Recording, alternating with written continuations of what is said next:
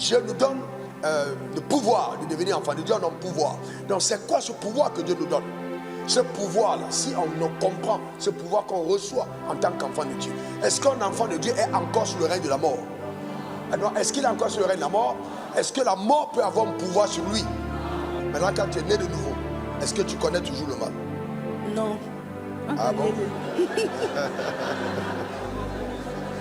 Ok, c'est assez intéressant.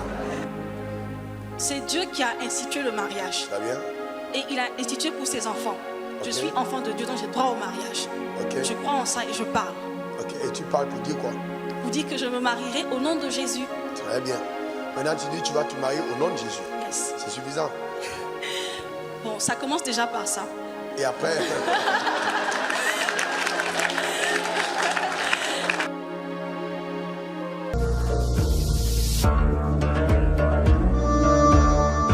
Que Dieu soit béni. Lève ta main vers le ciel et rends grâce à Dieu pour l'amour qu'il a eu à ton égard. Il t'a aimé. Lorsque tu étais encore pécheur, la Bible dit, Christ est mort pour toi. Il a prouvé son amour envers nous en sacrifiant son Fils. Élevons nous voir vers le trône de la grâce et bénissons notre Créateur. Merci Seigneur. Que ton nom soit glorifié, que ton nom soit béni. Merci parce que lorsque nous étions encore pécheurs, Christ est mort pour nous. Nous célébrons ton nom, nous te bénissons. Gloire à toi mon Père.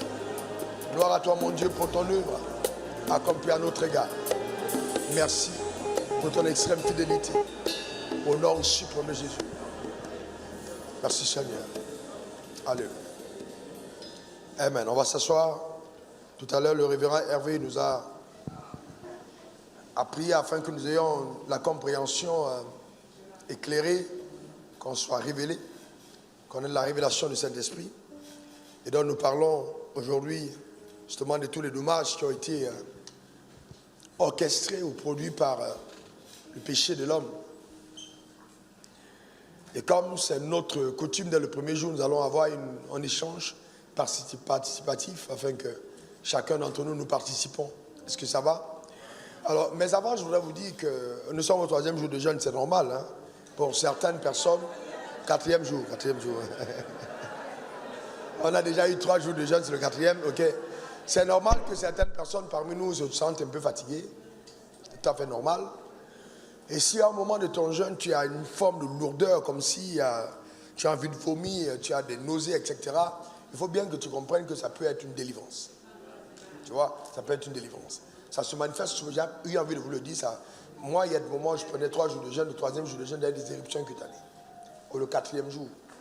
Ou alors tu vomis. Ça peut être des choses gluantes. Tu as envie de vomir. Tu vois, ça sort. Alors, il y a des auto-délivrances qui se produisent. Il faut bien comprendre que c'est très important. Certaines victoires que tu as dans le monde surnaturel se manifestent dans la résistance au niveau de ton corps. Donc, n'arrête pas. Continue, va jusqu'au bout. Est-ce que ça va? N'arrête pas. Va jusqu'au bout. C'est très important. Est-ce que ça va? C'est très très important. C'est tout à fait normal. C'est tout à fait normal que tu aies ce genre de résistance. Va jusqu'au bout. Amen. Et ça peut te permettre de construire ta résilience. Quelqu'un de déterminé, ton mental. Tu n'arrêtes pas, tu vas jusqu'au bout. Il ne faut pas oublier que Moïse a jeûné 40 jours et 40 nuits sans manger et sans boire. Ce n'est pas ce genre de jeûne qui peut te causer des problèmes.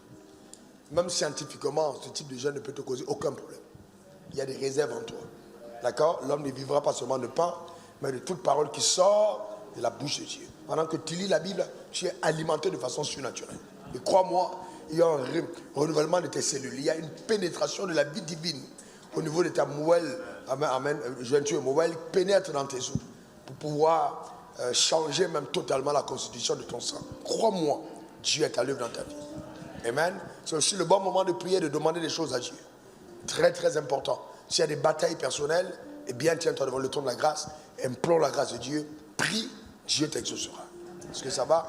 Tu connais quelqu'un autour de toi qui passe par un défi, tiens la personne dans la brèche, prie pour la personne, intercède. Il ne faut pas simplement que ce soit une grève de la faim, il faut vraiment que ce soit au moment de jeûne. Lorsqu'on jeûne, on doit prier. Et plus tu intercèdes pour les autres, Dieu t'accorde la faveur. Plus tu penses aux autres, il faut demander à Dieu de faire grandir ta compassion. Beaucoup de croyants n'ont pas de compassion. Quand vous sentez quelqu'un passer par des moments difficiles, il faut vraiment que vous appreniez à porter les fardeaux des autres.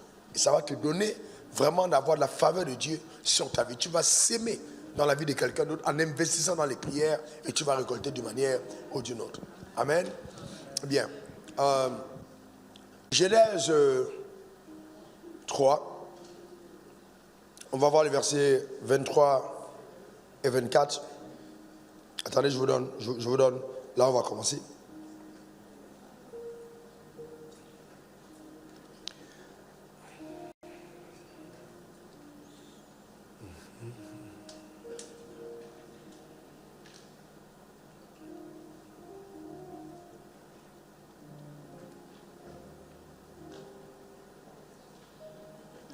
Mettez 23-24. La Bible dit que quand l'homme a péché, l'Éternel Dieu le chassa du jardin d'Éden pour qu'il cultivât la terre, où il a été pris. Verset 24. C'est ainsi qu'il chassa Adam et le mit à l'orient du jardin d'Éden, les chérubins qui agitent une épée flamboyante, pour garder le chemin de l'arbre de la vie. Il a mis à l'orient du jardin les chérubins qui agitent une épée flamboyante pour garder le chemin de l'arbre de la vie. Alors, Monsieur Boka, dis-moi, pourquoi est-ce que les chérubins ont été placés là pour garder l'arbre de la vie? Quelle était l'intention de Dieu quand on a dit hier? L'intention, c'était quoi? En gardant la vie, qu'est-ce que Dieu recherchait? En empêchant l'homme de prendre l'arbre de la vie. Les gars, quand vous mettez vos doigts comme ça sur les micros, etc., de cette manière, c'est pas très hygiénique. Allô? Hein? C'est pas très hygiénique. Oui, allô? Voici. Ok. Allons, on y va? Ok. Dieu a demandé aux chérubins de garder le chemin de l'arbre de la vie parce qu'il ne voulait pas que l'homme puisse manger l'arbre de la vie étant dans la déchéance. Donc, ça veut dire quoi, étant dans la déchéance? Il ne voulait pas que l'homme mange l'arbre de la vie étant dans la déchéance. Ça veut dire quoi? Ça veut dire que l'homme avait péché. Oui. Donc, il a enfreint les règles que Dieu lui avait demandées. Du coup, s'il devait manger l'arbre de la vie dans ces conditions-là, il allait vivre éternellement dans le péché. Ok.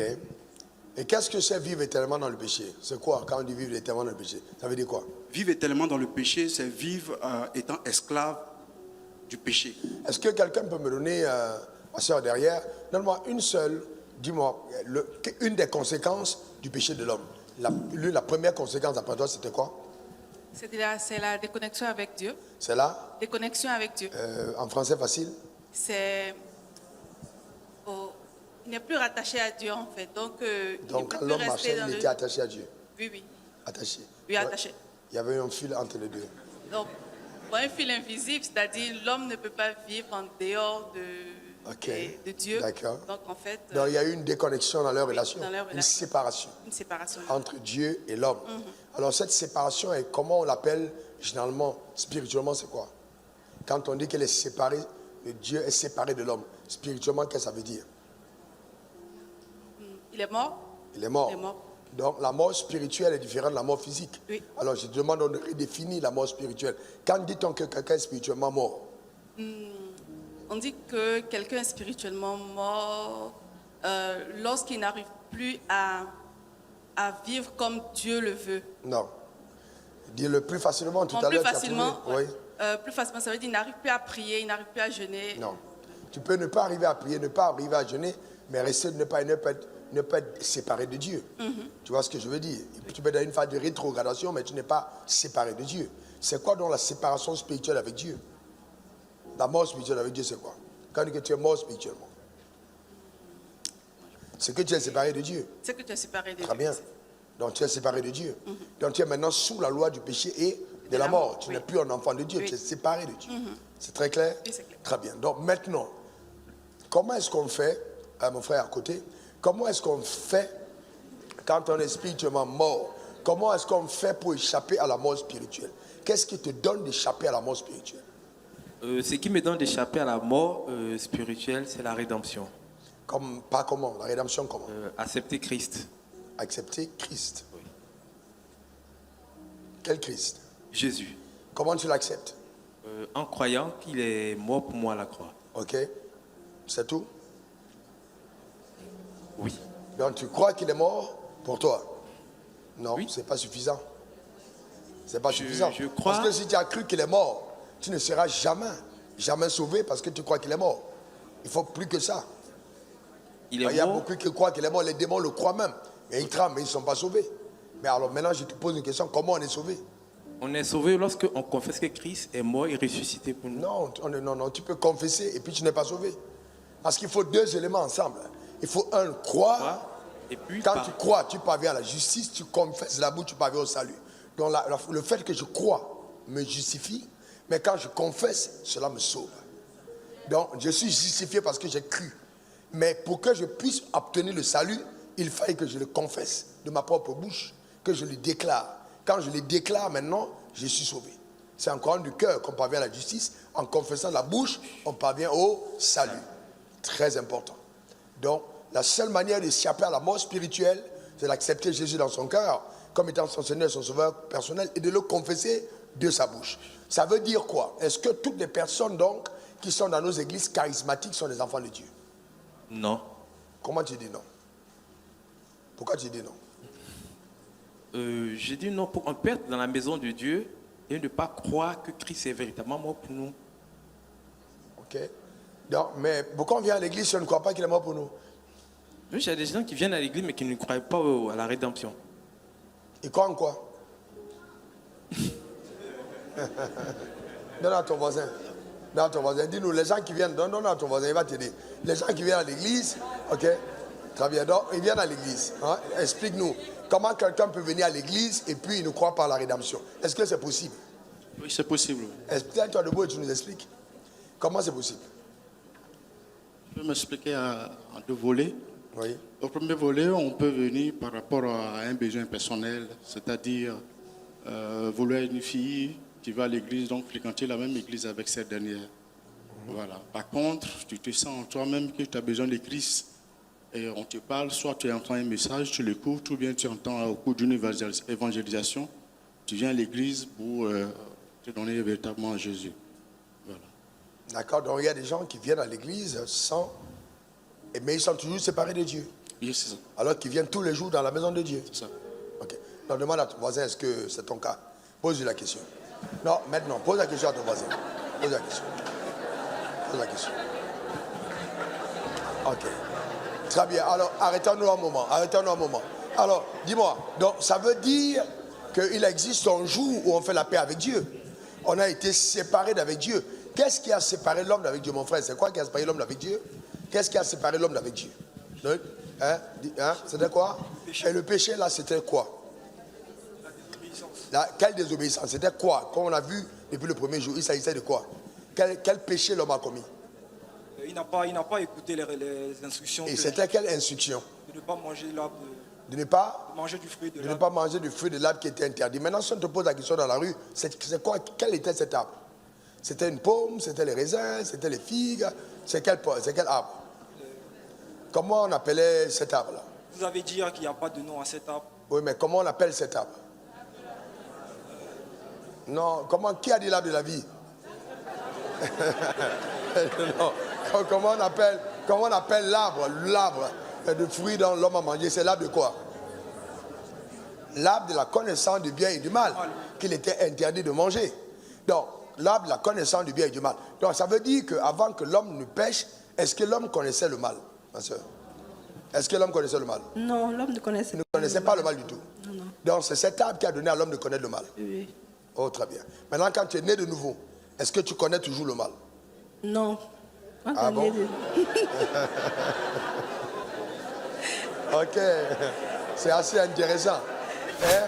Est-ce que quand on est né de nouveau, on connaît le mal? Non, puisque tu es délivré de... Est-ce que le fait qu'on ait été racheté, on a mangé la connaissance du bien et du mal, on a été racheté, est-ce que l'homme racheté connaît toujours le mal? Bon, maintenant, qui dit oui? Alors, il n'y a pas de piège. Qui dit non? Très bien. Maintenant que cet homme connaît le mal, on est d'accord, il connaît toujours le mal. Comment il fait donc pour s'en sortir et ne pas subir le mal? Qu'est-ce que Dieu a fait pour permettre à l'homme de ne pas subir, de ne pas continuer de subir le mal? Qu'est-ce que Dieu a fait? Qu'est-ce qui peut aider un croyant à ne pas succomber au mal. C'est quoi? Qu'est-ce que Dieu a fait pour le croyant? Dieu a donné son fils Et Jésus. là, ça, ok, tu ne connais pas, c'est ça? Donne-moi le micro, je vais donner quelqu'un d'autre. Ok, tu as déjà parlé. C'est assez délicat. Ok. Parce que tu me regardes trop. Ok. D'accord. Ok, mon frère, je te donne le micro. Alors, si tu n'as pas de réponse, tiens-toi debout, c'est pas grave. Tiens-toi debout. Alors, je vais te demander, qu'est-ce que Dieu a fait dans la vie du croyant pour lui permettre de ne pas succomber au mal? Qu'est-ce que Dieu a fait? Il a mis le Saint-Esprit en nous. Très bien. Comme le dit Romains. Acclamez pour lui. Très très belle réponse. Très très belle réponse. Il a mis le Saint-Esprit en nous. Ok, Galates 5, verset 16. Marchez son esprit et vous n'accomplirez pas les désirs de la chair. Donc le mal s'exprime au travers de notre ancienne nature. Mais est-ce qu'il est possible pour un être humain de vivre au-dessus du mal? Est-ce qu'il est possible pour un croyant de vivre au-dessus du mal? Réponds-moi, si j'ai vu que tout le monde... Oui. C'est quoi? Oui. Comment il va faire? D'abord, il doit développer une intimité avec le Saint-Esprit, ce qui lui permettrait de faire la volonté de l'Esprit que de faire la volonté de la chair. Mais il y a une autre manière, oui, d'intimité avec cet esprit, mais Jésus a dit quoi? Veillez et priez afin que vous ne tombiez point dans la tentation, car l'esprit est bien disposé, mais la chair est faible. Donc le meilleur moyen de dominer le mal, c'est quoi? La prière. Donc quelqu'un qui prie régulièrement dominera sur le mal.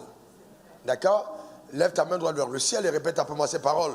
Mon Père, mon Dieu, je m'engage à vivre le type de vie qui t'honore sur la terre des hommes. Aide-moi à prendre conscience de l'importance de la prière. Saint-Esprit, aide-moi à prendre conscience de l'importance de la prière, afin que journalièrement, je me tienne à la brèche, que je prie, que j'intercède pour ne pas succomber à la tentation. Car mon esprit est bien disposé, mais ma chair est faible. Je m'engage à vivre par l'esprit et non par la chair, car je suis un enfant de Dieu. Au nom suprême de Jésus, Amen, Amen et Amen. Que cela soit ton partage, cela soit ta portion. Tiens maintenant la main de quelqu'un d'autre et commence à prier pour un autre frère. Prie afin que dans cette communauté, que nous quittons la dimension de croyance charnelle. Que toutes les personnes de cette communauté connectées à cet hôtel soient des personnes spirituelles, des personnes qui vivent en communion avec le Saint-Esprit, des personnes qui prennent vraiment le temps dans la prière, des personnes engagées, résolues, dans le nom suprême de Jésus. Élève ta voix, élève ta voix, élève ta voix. Prie dans le nom suprême de Jésus. Prie le Seigneur, prie le Seigneur, prie le Seigneur. Rabba, Okataba, Shanda Kabo, Randa, Rekataka, Shotakata, Re. Merci Seigneur, car tu donnes à chacun d'entre nous, Père, d'être résolument engagés dans la prière. Nous prions au Dieu que toute forme d'attaque satanique poussant les saints à ne pas prier soit totalement évacuée, vaincue dans le nom suprême de Jésus. Nous célébrons ta grandeur, nous bénissons ton nom, nous croyons que par ta puissance extraordinaire, tu nous amènes à une autre dimension de maturité par la vie avec le Saint-Esprit, dans le nom suprême de Jésus. Béni sois-tu Seigneur, gloire à l'agneau, au nom suprême de Jésus. Amen, amen, amen. Que Dieu soit loué, que Dieu soit béni. Amen, amen. Tu vas t'asseoir. Amen. Maintenant, la séparation d'avec Dieu, qu'est-ce qu'elle a orchestré d'autre? Quand l'homme a été séparé d'avec Dieu, qu'est-ce qu'il a perdu fondamentalement? Est-ce que quelqu'un peut lever sa main et dire, me répondre, il a perdu quoi? Quand l'homme a été séparé d'avec Dieu, qu'est-ce que l'homme a perdu? L'homme a perdu quoi? Ok, oui mon frère, Marie, il a perdu quoi? Le règne. Il a perdu le règne. Tu peux me donner le texte? Non, je n'ai pas le texte. Ah, mais toi, je ne peux pas les réponses en texte, il faut un texte. Il a perdu le règne. Comment ça?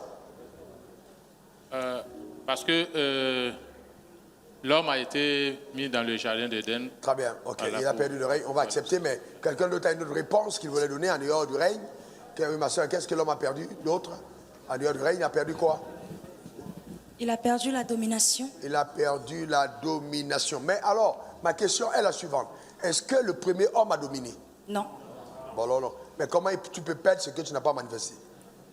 En fait, quand Dieu a créé l'homme, Il a c'était dans perdu le but... il a perdu le plan, le mandat de domination. Oui, oui. Il ne pouvait plus dominer. Oui. Ok, le processus a été interrompu. C'est acceptable. Mais qu'est-ce que l'homme a perdu? Quand on dit l'homme a perdu, oui, l'homme a ta réponse.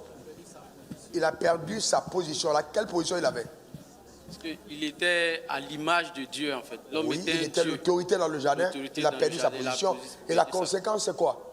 Quelle est la conséquence visible encore aujourd'hui de cette position perdue? La mort. Pas simplement la mort. Quelle est la conséquence réelle? Oui, la mort, c'est une des conséquences. Mais quelle est la conséquence majeure? Quelle a perdu sa position? Qui a pris sa position? Satan. Satan est devenu le Dieu de ce monde. Donc, au commencement, il n'en était pas ainsi. L'homme, en péchant, a cédé son autorité à Satan. Qu'est-ce que l'homme a perdu d'autre? De majeur, oui. Il a perdu la gloire. Quel est le texte tu as? Toi qui as l'école du potier? Non, ouais, toi qui as l'école du potier, donne-moi le texte. Merci, Daniel. Car tous son péché a été privé de la gloire de Dieu. Très bien, le texte c'est quoi?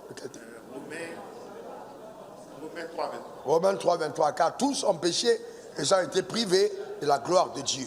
Ok? Ont été privés de la gloire de Dieu. Donc, l'homme a perdu sa gloire. Bon, cette gloire était composée de quoi? C'est quoi la gloire de Dieu? Quand on parle de la gloire, quels sont les ingrédients? Quelles sont les facettes? Quelles sont les choses que la gloire contient? Est-ce que quelqu'un peut donner un élément? Même sans micro, à haute voix, tu te lèves, tu dis, la gloire, il y a quoi dans la gloire? Il y a la puissance. Il y a quoi d'autre dans la gloire? Il y a quoi? Il y a quoi? La santé. La santé, ok, très bien. Il y a quoi? La richesse. Toi, tu aimes trop l'argent. Il y a quoi? La sagesse. Il y a quoi d'autre? Il y a? La vie Zoé. Et il y a quoi d'autre? Oui. La paix dans la gloire. La paix. La paix, ok, très bien, oui. Oui. Hein? L'autorité. Quoi d'autre? La présence de Dieu. Toi, tu disais? L'honneur. Très bien, oui. Oui. La louange. Ok, très bien, ça c'est facile. La gloire, oui. C'est ce que je voulais dire. Très bien. Quoi d'autre? Ok, très bien. Donc, Dieu a perdu. Et en perdant la gloire, qu'est-ce qui s'est donc passé? Quel est le règne qui a commencé à s'opérer sous la terre des hommes parce que l'homme était privé de la gloire de Dieu? Quel règne a commencé à être manifeste sur la terre? Le règne de quoi? Le règne de la mort. Donc la mort a été introduite sur la terre par qui ou par quoi? Ma soeur, qu'est-ce qui a introduit la mort sur la terre? Le péché a introduit la mort sur la terre. Alors c'est quoi la mort? Quand on te dit mourir, c'est quoi? Puisqu'on a dit que l'homme séparé d'avec Dieu, il était mort spirituellement. Mais cet homme continue à vivre. C'est quoi la mort? Donc quand ça introduit la mort, c'est quoi la mort? Est-ce que quelqu'un peut me donner, dans sa compréhension, sans on ne juge personne, la définition que tu as de tout ce qu'on a dit, de ce que peut être la mort? C'est quoi la mort? Derrière, tu as déjà parlé, oui.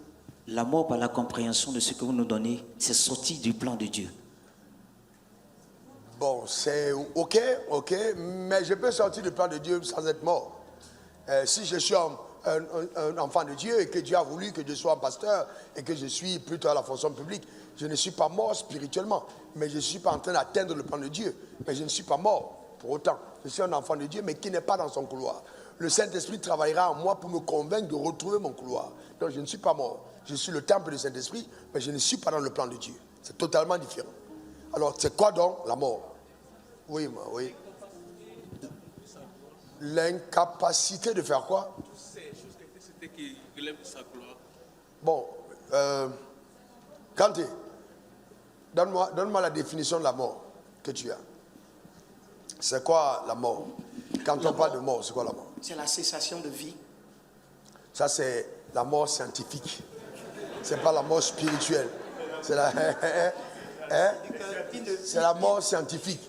Non, nous parlons là quand nous disons que la mort a commencé à régner, nous ne parlons pas de la mort physique.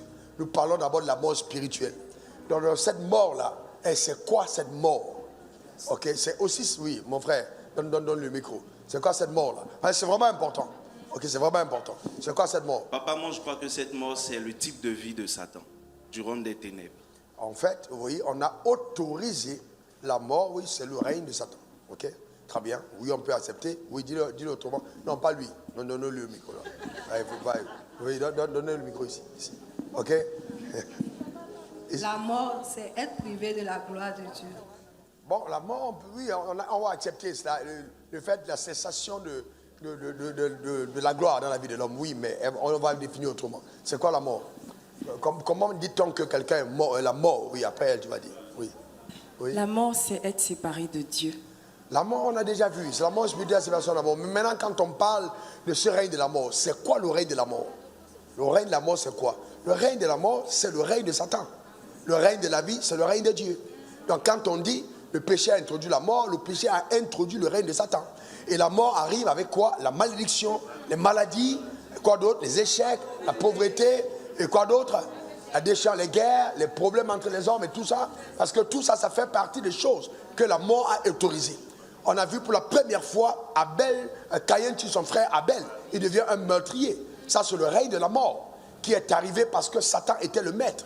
Donc, si la vie n'est pas présente et que la mort est présente, il y a tellement de choses qui se manifestent parce que c'est le règne de la mort. On est sous la domination de Satan. Donc, ça veut dire que quand je suis né de nouveau, et selon Jean 1, verset 12, comme tout à l'heure l'a dit, je pense au révérend Hervé, Dieu nous donne le pouvoir de devenir enfant de Dieu, on a un pouvoir. Donc, c'est quoi ce pouvoir que Dieu nous donne? Ce pouvoir-là, si on ne comprend ce pouvoir qu'on reçoit en tant qu'enfant de Dieu, est-ce qu'un enfant de Dieu est encore sous le règne de la mort? Non. Est-ce qu'il est encore sous le règne de la mort? Est-ce que la mort peut avoir un pouvoir sur lui? Non. Très bien. Non. Mais qu'est-ce que donne à cet enfant de Dieu la capacité d'être au-dessus de la mort? Qu'est-ce qui te donne la capacité d'être au-dessus de la mort? C'est quoi? C'est quoi? Le pouvoir qu'il a donné, c'est-à-dire le pouvoir. Jean 1,12, à ceux qui l'ont reçu, ceux qui croient en son nom, Dieu leur a donné le pouvoir de devenir enfants de Dieu. Donc ils ont reçu la vie de Dieu. Alors, cette vie qui est en eux met fin au règne de la mort dans leur vie. Donc ils sont exemptés de la domination, de la puissance des ténèbres parce qu'ils appartiennent à la lumière. On est d'accord? Est-ce qu'il est encore possible pour la mort d'avoir une emprise dans leurs membres? Non, est-ce qu'il est possible? Maintenant, je vous pose une autre question. Si vous dites que la mort n'a plus de pouvoir sur vous, pourquoi donc croyez-vous que les hôtels de famille continuent d'avoir une influence sur vos vies si la mort n'a plus de pouvoir? Est-ce qu'on se comprend? Donc si vous dites que la mort n'a plus de pouvoir, les hôtels de famille, c'est la mort ou c'est la vie? Les malédictions familiales, c'est la mort ou c'est la vie? Très bien. La pauvreté, c'est la mort ou c'est la vie? La maladie, c'est la mort ou c'est la vie? Alors maintenant, à partir du moment où nous sommes légitimement rachetés du règne de la mort par le sang de Christ, est-ce que la mort doit encore avoir son emprise sur nous? Maintenant, qui a dit non, lève la main. Alors très bien. Maintenant, qui est celui qui met fin au règne de la mort? Qui a mis fin au règne de la mort? Jésus. Qui a mis fin au règne de la mort? Jésus. Et donc si la mort est visible dans ta vie, qu'est-ce que tu fais? Je te pose une question, tu fais quoi? Tu vas appeler Jésus pour venir chasser? Qu'est-ce que tu vas faire? Qu'est-ce que tu vas faire? Non, donne le micro, tu vas faire comment? Je chasse la mort. Tu vas chasser la mort. Comment tu chasses la mort? Parce que j'ai reçu le pouvoir de dominer. Donc, à partir de ce moment... Tu as reçu le pouvoir de dominer. Qui t'a donné le pouvoir de dominer? Dieu, Jésus. Il a dit quoi? Il m'a donné le pouvoir. Il a dit, voici, je vous donne le pouvoir de dominer. Non. De chasser. Non, il n'a pas donné le pouvoir de chasser. Il faut dire clairement ce qu'il t'a donné comme pouvoir. De marcher. Il a donné le pouvoir de marcher. Sur quoi? Toutes les forces ennemies. Et quoi d'autre? Et rien ne pouvoir nous... Non, parle. Il a donné le pouvoir de... Sur les serpents et les scorpions, et rien ne pourra me nuire. Non, c'est pas ce qu'il a dit. C'est pas ce qu'il a dit. Non. Et toute la puissance de l'ennemi. Voilà, il a donné le pouvoir de marcher sur quoi? Les serpents, les scorpions. Et sur quoi d'autre? Et sur toute la puissance de l'ennemi. Et rien ne pourra nous nuire. En d'autres termes, si le malheur frappe à ta porte ou arrive dans ta vie, qui doit chasser ce malheur? Ton pasteur ou toi-même? C'est moi-même. Non, je te pose une question. Ton pasteur ou toi-même? Alors, quels sont ceux qui croient qu'ils ont un pouvoir? Lève ta main. Eh bien, donc qui doit chasser le malheur dans ta vie? Donc maintenant, si la maladie arrive dans ta vie, qui doit dire à la maladie de partir? Si une limitation de malédiction arrive dans ta vie, qui doit arrêter ça? Par quel pouvoir? Lève donc ta main droite, on va faire l'exercice. Lève ta main droite. Lève ta main droite. C'est aussi simple, hein? C'est comme ça que ça marche. Lève ta main droite. Répète à moi ces paroles. Au nom suprême de Jésus, je décrète et déclare que moi, Raoul Wafo, je suis un enfant de Dieu. Celui que la création recherche. Et mon Père, Dieu, par Jésus-Christ, m'a donné le pouvoir de marcher sur les serpents, les scorpions et sur toute la puissance de l'ennemi. Et rien, je dis bien rien, ne pourra me nuire. Maintenant, par l'autorité dont je suis souverainement investi, je me lève contre toutes les manigances sataniques et les œuvres des ténèbres agissant dans ma vie, dans ma famille, au nom suprême de Jésus. Maintenant, quand tu as dit ça, ce n'est pas terminé. Il faut maintenant que tu identifies quels sont ces pouvoirs. Quelles sont ces choses qui agissent dans ta vie. Donc maintenant, on va prendre 1 minute ou 2. Chacun va identifier ces choses qui continuent d'agir et tu vas les nommer, les lier et les chasser de ta vie au nom suprême de Jésus. Élève ta voix maintenant. Élève ta voix, commence à prier. Par autorité, contre toute forme d'activité des ténèbres dans ta vie, lis-les et propulse-les dans les abîmes des ténèbres au nom suprême de Jésus. Déclare par la puissance élevée de Dieu, dans le nom suprême de Jésus, le règne de Dieu, le règne de Dieu, le règne, dans le nom suprême de Jésus. Rabakashat, Randakatabare Bosate, Rakatabaro, Chandere Kataba, Rokata, au nom suprême de Jésus. Je me lève contre toute forme d'opposition diabolique, contre tout décret de mort. Agissant contre ma vie, je lis ses forces, je les propulse dans les abîmes des ténèbres, au nom suprême de Jésus. J'établis par les pouvoirs souverains de Dieu, dans le nom suprême de Jésus, le règne élevé de Dieu, au nom suprême de Jésus. Je me lève contre toute attaque satanique, contre la santé. Je lis ses forces, je les propulse dans les abîmes des ténèbres, au nom suprême de Jésus. Je commande à cheveler la tête à la planète. Les divines qui courent dans mes membres, dans nos membres, qui coule dans nos membres, qui coule dans nos membres, dans les yeux, dans les cœurs, qui coule par ton pouvoir, au nom suprême de Jésus. La vie d'en haut, Père, merci pour ta parole puissante, capable de déloger toute œuvre satanique, toute malformation, au nom suprême de Jésus. Que ton nom soit béni. Rabakataba, Rebo Shanda, Rakataka, Rando Kataba, Sharababo, Reberebara, Rendoro Bakata, Rekataba, Reborondo Sha, Rekatabare, Rondoro Bakaria Sarababa, Rendoro Bokoria Kadarababa, Rendo Kokoto, Rondo Kori Baba Sakarababa, Reborondo Babasa, Rendo Kori Shanababa, Rebakatarababa. Merci Jésus.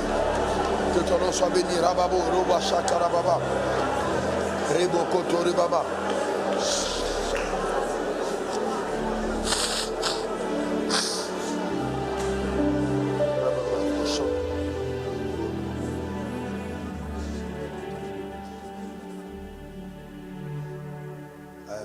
On peut s'asseoir, moi. Merci Seigneur. Amen. Donc, c'est de ton ressort de prendre l'autorité contre toutes les œuvres des ténèbres qui continuent de persévérer ou de persister dans ta vie. Amen. Alléluia. Gloire à Dieu. Amen. Donc, qu'est-ce qui a autorisé l'entrée de la mort dans le monde? On a dit c'était le péché. Qu'est-ce qui a autorisé l'entrée des malédictions sur la terre? C'était quoi? C'était quoi? Le règne de la mort.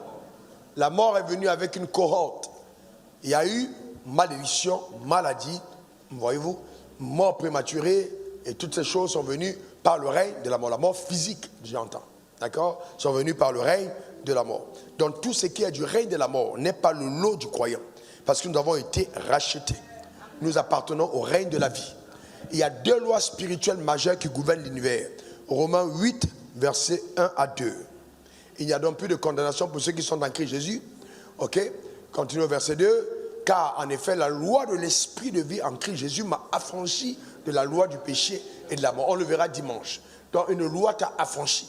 Qu'est-ce qui t'a affranchi? Une loi. Qu'est-ce qui t'a affranchi? Une loi. Quand vous prenez un cahier et vous le mettez en l'air, il va aller à terre ou en haut? Parce que quoi? Qu'est-ce qui va influencer sa descente? La loi de la pesanteur. Donc qu'est-ce qui te donne de pouvoir expérimenter la vie? C'est quelle loi? La loi de l'esprit de vie en Christ Jésus. Maintenant je te pose une question. Est-ce que tu as appris à pécher? Non. Mais tu as péché quand même. Est-ce que tu as passé un concours pour subir les malédictions de famille? Non. Mais tu as subi quand même. Alors je te pose une autre question. Est-ce qu'il faut passer un concours pour subir la vie? Non. Donc si tu as cru en Jésus, le règne de la vie de la même manière doit continuer d'avoir son œuvre dans ta vie. Maintenant, qu'est-ce qui va donner, qu'est-ce qui va activer le pouvoir de la vie? Le pouvoir de la vie est activé par les déclarations des paroles de foi. Tant que je ne parle pas des paroles de foi, je n'active pas le règne de la vie. Le règne de la vie est activé par les déclarations de ta parole. Donc, il faut faire attention à ce que tu déclares. Comment est-ce que Dieu a créé le monde? Il a parlé. On a vu dans Genèse, il a parlé. Il a dit que la lumière soit et la lumière fut. Donc dans le règne de la vie, ce sont nos paroles qui amènent à manifestation ce que nous désirons. Est-ce que je suis capable de mettre fin à des malédictions de famille simplement par mes paroles? Qui a dit oui?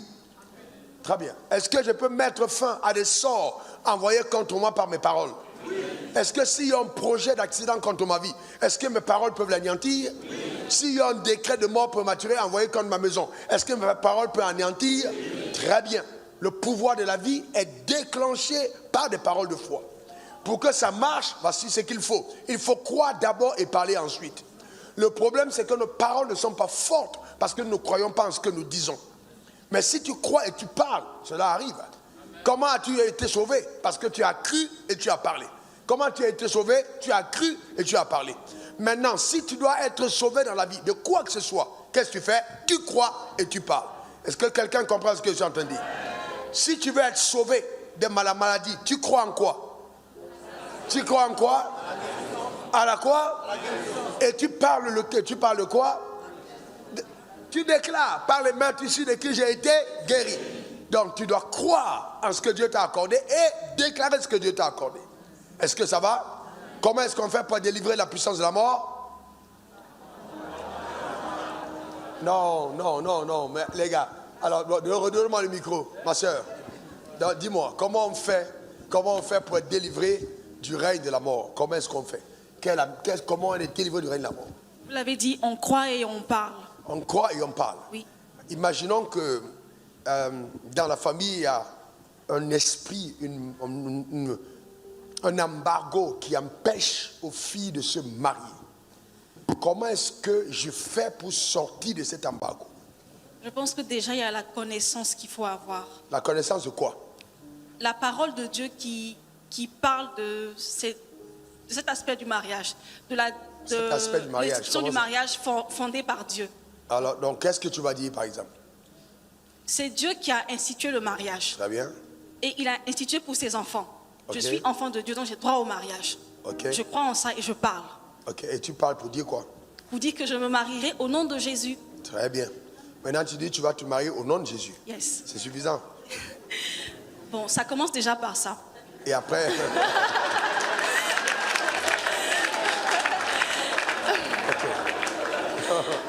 Maintenant, alors ça commence par ça et ça continue comment? Oui, avec l'instruction du Saint-Esprit qui va prendre la relève. Le Saint-Esprit va prendre la relève. Comment le Saint-Esprit prend la relève? Lorsque je crois et que je parle, le Saint-Esprit me donnera des techniques spécifiques à moi pour rencontrer l'homme de ma destinée. Je n'ai qu'à écouter et suivre ses instructions. Ok. Tu crois et tu parles. Eh bien, tu crois et tu parles. Tu crois et tu parles. Oui, tu voulais dire quelque chose? Oui. D'accord. Dans le livre de Galates, chapitre 3, à partir du verset 13, il est écrit: Christ nous a rachetés de la malédiction de la loi. Car il est écrit: maudit soit quiconque est pendu au bois. Donc, sur la base de cette vérité, s'il y avait l'embargo de la malédiction, soit une malédiction, je m'appuie sur cette vérité, puis je crois et je proclame. Bon, remettez le texte. Et ça, c'est très intéressant. Christ nous a racheté la malédiction de la loi. D'accord? C'est la malédiction de la loi. Mais ce n'est pas la malédiction de ton oncle. Oui, effectivement, ce n'est pas malédiction. Mais la malédiction de ton oncle, ce n'est pas la malédiction de la loi. La malédiction de la loi, c'est la malédiction du fait que tu aies violé les ordonnances de la loi de Dieu. Donc les malédictions qui sont rattachées au fait d'avoir violé la loi de Dieu, qui n'ont rien à voir. Il y a différents types de malédictions. Ça, c'est la malédiction de la loi. Mais si ton oncle a pris, a déclaré les choses contre toi, ce n'est pas la malédiction de la loi qui te sauve. Oui, il peut faire des imprécations. C'est-à-dire? Les imprécations, c'est-à-dire, Toi, tu vas faire les imprécations. Non, pas moi, il parle de lui. D'accord. Lui, il fait les imprécations. Mais alors, qu'est-ce que ça a à voir avec la malédiction de la loi? Parce qu'il faut comprendre que même les malédictions qui sont proférées, qui sont dites là, on a vu dans Genèse que la loi tient son origine, même avant la loi qui a été dite, mais il y a la loi que Dieu a établie dans le livre de Genèse. Donc l'arbre de la connaissance du bien et du mal est une loi aussi. Et c'est par là même que cela engendre. Toutes ces paroles que les gens profèrent là, ça tire sa racine sur le péché. Donc au lieu d'attaquer les fruits, il faut aller jusqu'à la racine. En s'appuyant sur cette vérité-là, je peux me prendre une position sur la base de l'œuvre de Christ par le sang de Christ. Quel est le texte de la Bible que tu peux mieux utiliser en dehors de celui-là? Le texte de la Bible. Bon, si je m'en vais dans Romains le chapitre 8 et que je viens d'abord au verset 1er, on dit il n'y a donc maintenant aucune condamnation. Donc sur la base de cela, là, je me lève. Très bien. Donc sur cette base, tu te lèves et là tu cites un texte adéquat. Oui. Il n'y a plus de malédiction pour ceux qui sont en Christ, car la loi de l'Esprit de vie en Jésus m'a affranchi la loi du péché et de la mort. Et de la mort. Et à partir de ce moment, tu parles contre tous les effets du règne de la mort, en déclarant que tu n'appartiens plus au règne de la mort. Tu es un enfant de lumière. Tu n'appartiens plus aux ténèbres, tu es un enfant de Dieu, tu n'es pas du diable. Et que la juridiction de Satan n'a pas de pouvoir sur ta vie. Et que tous les décrets de l'enfer ne peuvent pas t'atteindre parce que tu n'es pas citoyen des ténèbres, tu es citoyen de la lumière. Tu n'es pas concerné par les décrets de l'enfer. Tu appelles donc à manifestation dans ta vie par la puissance de Dieu tout ce que le ciel a ordonné. Et tu commandes donc en parlant aux anges qui sont rattachés à ta vie et qui doivent servir les desseins rattachés à ta vie parce que tu as une autorité, que ces anges-là se mettent en branle dans ta vie pour maintenant exécuter les desseins que tu as prononcés. Parce qu'un roi prend des décrets et quand tu prends des décrets, les constellations dans l'oreille de la lumière appliquent tes décrets dans la vie. Dans ce que tu as dit, tu es conscient que tu le verras s'accomplir. Même si tu vois le contraire, tu crois. Parce qu'il est écrit, le texte m'a dit que si tu crois, tu verras la gloire de Dieu. Donc je peux parler aujourd'hui et voir le contraire aujourd'hui. Ça ne veut pas dire que ce que j'ai dit n'arrive pas. Il faut que je continue de croire. Le drame, c'est que beaucoup d'entre nous, nous croyons, et quand nous voyons le contraire, on se dit non, ça n'a pas marché, et on continue de parler. Non, si j'ai cru, alors qu'est-ce que je fais? Je rends grâce à Dieu de ce que j'ai demandé est en train de s'accomplir. Que Dieu est en train de travailler, Dieu est en train d'agir. Quand vous déracinez un baobab et vous le faites tomber, les racines sont coupées, mais les arbres vont prendre du temps pour sécher. C'est pas parce que les arbres sont toujours verts que l'arbre est vivant. Vous avez touché les racines. Quand vous parlez, la parole s'en va dans les fondements du problème pour déraciner le mal. Et ce mal que vous voyez aujourd'hui, vous ne le verrez plus demain.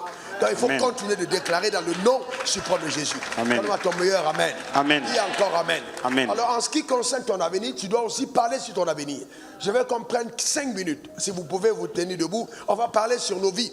Alors tu vas répéter après moi. Père, je te rends grâce. Car au nom suprême de Jésus, je confesse que Christ, Jésus, a versé son sang à la croix pour ma vie. Moi, qui jadis étais séparé de Dieu, Jésus m'a racheté en versant son sang. Il est ressuscité d'entre les morts pour ma justification devant Dieu et devant les hommes. C'est pourquoi je décrète, déclare et établis aujourd'hui de façon solennelle que moi, Raoul Wafo, je suis un enfant de Dieu. Je suis né de Dieu. La vie de Dieu est en moi. Je n'appartiens plus aux ténèbres ni au règne de la mort. Oui, la loi du péché et de la mort a perdu son emprise sur ma vie. Car je ne suis plus un citoyen des ténèbres, mais un citoyen de la lumière. Je décrète, déclare et établis. Je suis un enfant de lumière, un enfant du jour. Je n'appartiens ni à la nuit, ni aux ténèbres. C'est pourquoi, maintenant, je condamne toute forme de malédiction prononcée sous la juridiction des ténèbres, par les constellations des ténèbres. J'annonce par le pouvoir de Dieu que moi, je ne suis pas concerné. Je ne suis pas concerné.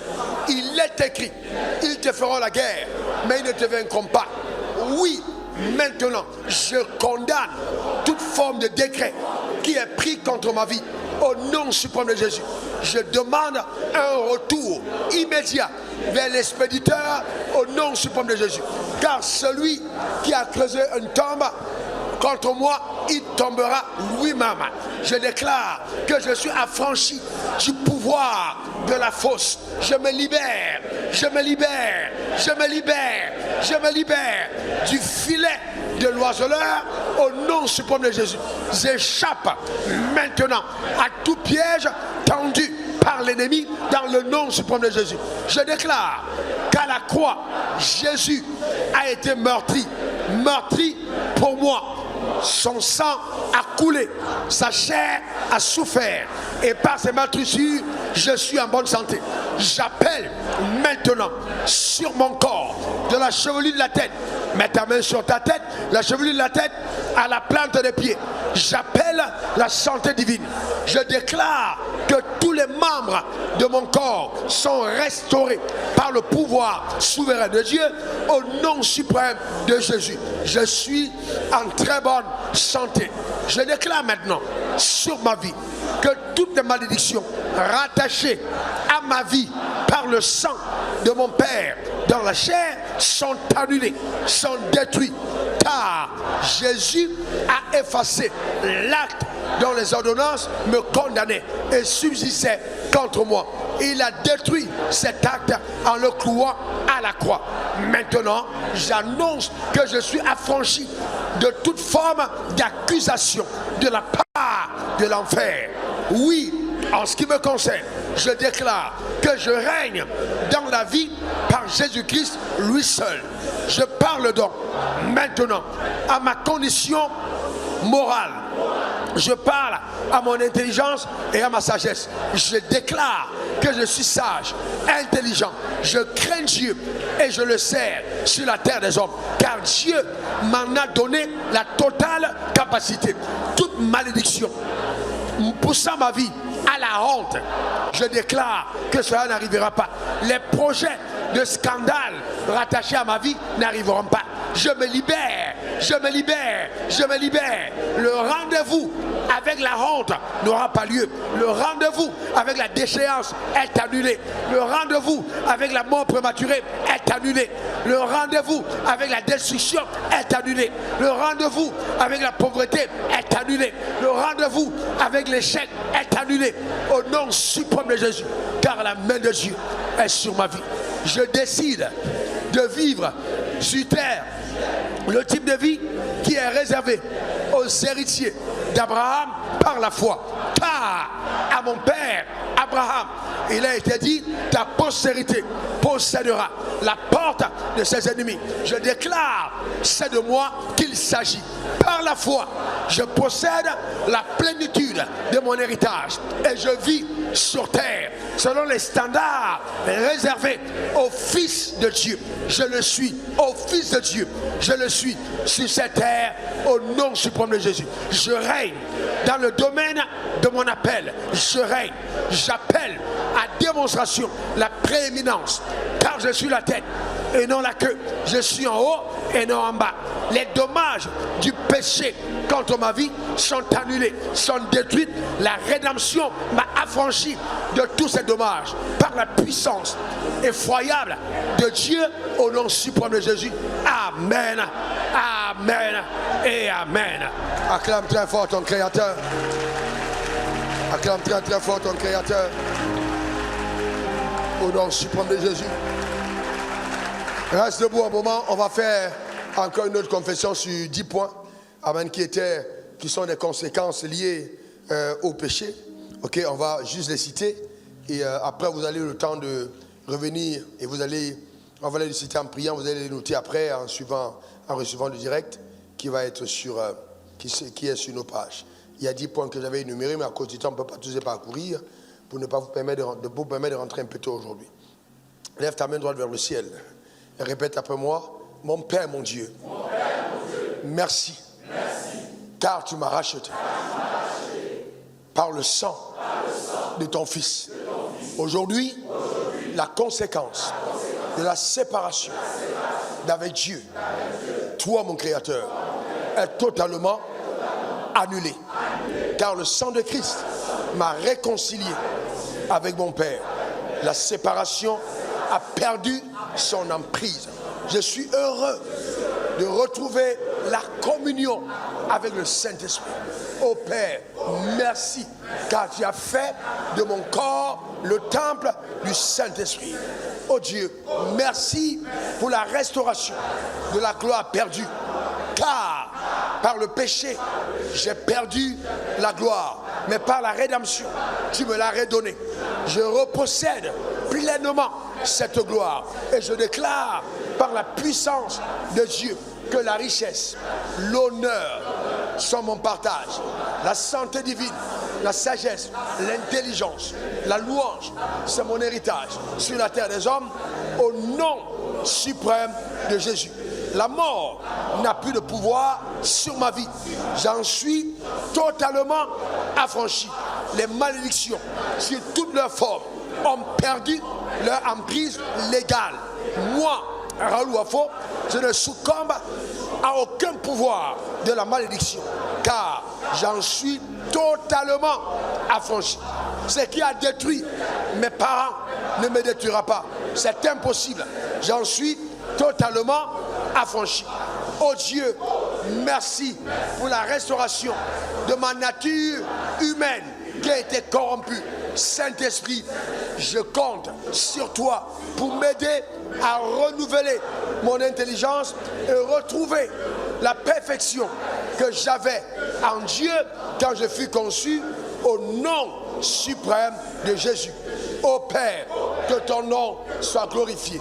À partir d'aujourd'hui, la peur n'a plus de pouvoir. La peur n'a plus de pouvoir. Je n'appartiens pas au royaume des ténèbres.